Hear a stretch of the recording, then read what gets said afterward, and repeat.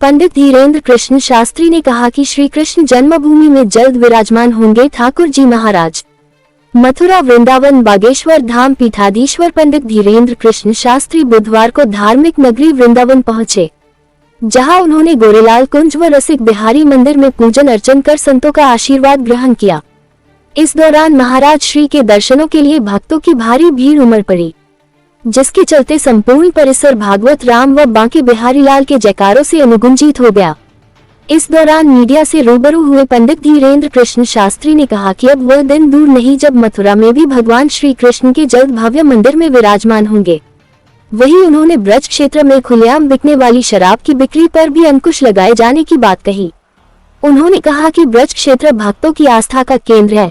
सरकार से अनुरोध है कि धार्मिक वृंदावन के 20 किलोमीटर के क्षेत्र के अंतर्गत मांस मदिरा की बिक्री पर भी प्रतिबंध लगाए जाए, जिससे कि ब्रज क्षेत्र की गरिमा बनी रहे। इससे पूर्व उन्होंने संतों का आशीर्वाद ग्रहण किया।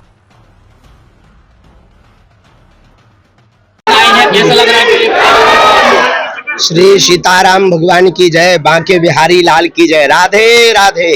श्री हरिदास आज जो है पावन तीर्थ श्री ठाकुर जी की लीला भूमि श्री धाम वृंदावन में सभी महापुरुषों के दर्शन करने को आए हैं। और हमारे ब्रज के सिरमौर और संतों के सिरमौर पूज्य श्री गोरीलाल कुंज में पूज्य महाराज जी का आशीर्वाद लेने, मलुक पीठ वाले महाराज जी का आशीर्वाद लेने के लिए वो सभी महापुरुष पावन तीर्थ बागेश्वर धाम की बुंदेलखंड महाकुंभ में गए थे। वहां पर जो है खूब ब्रज का रस प्राप्त हुआ। वृंदावन आकर बहुत अच्छा लगा। होली महोत्सव यहाँ दिव्य और भव्य हुआ, उसके लिए बहुत बहुत शुभकामनाएं। बस ब्रज के आसपास के 20 किलोमीटर से अगर मदिरा विक्रय, मांस विक्रय बंद हो जाए तो वृंदावन स्वर्ग से प्यारा तो है ही है। हमको बहुत प्रसन्नता हो। यहाँ की सरकार निश्चित रूप से माननीय मुख्यमंत्री जी बहुत अच्छे हैं और सनातन के प्रति उनके भाव बड़े समर्पित भाव है। तो अगर हमारी बात तुम्हारे द्वारा पहुंचे, अब हमारी तो कोई सुनता नहीं, तुम्हारे द्वारा अगर पहुंच जाए तो वृंदावन ब्रज के परिक्षेत्र के 20 किलोमीटर के अंतर्गत कोई भी मांस एवं मदिरा का विक्रय पूर्णतया प्रतिबंध हो जाए। आते ही हमें बड़ा कष्ट हुआ। जैसे ही मोड़ पे पहुंचे वहां अंग्रेजी शराब की दुकान को पड़ा देखा, हमें बहुत आत्मीय कष्ट हुआ। हाईवे से अंदर आते यह नहीं होना चाहिए। हमारा ब्रज परिक्षेत्र है, इनकी तो ठटरी भरनी चाहिए।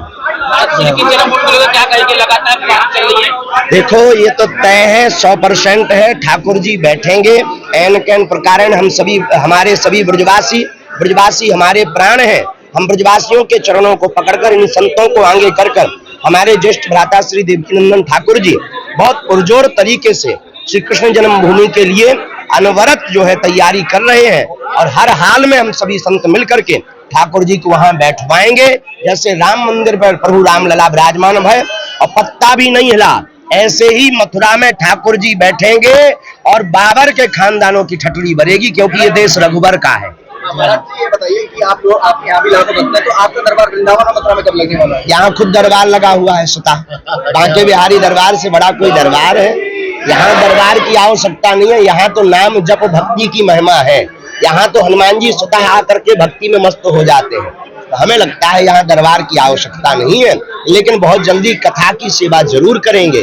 जन कल्याण के लिए जो भी मानव हित के लिए हमसे बनेगा, जो बालाजी की हमारे पास कृपा है, सिद्धि है, उसके द्वारा हम अवश्य, ब्रजवासी हमारे प्राण हैं, हमारे सिरमौर हैं, हम निश्चित आएंगे। अच्छा, चुनाव का माहौल चल रहा है और मथुरा में एक बार फिर से हेमा मालिनी खड़ी हुई है, उनको क्या कहना चाहेंगे और यहाँ की जो जनता है उनसे क्या अपील करना चाहेंगे? देखिए, भारत देश के हित के लिए, सनातन के हित के लिए, राम राज्य की स्थिति को स्थापित करने के लिए सभी मतदाताओं को, सनातनियों को अपने वोट का सदुपयोग करना चाहिए।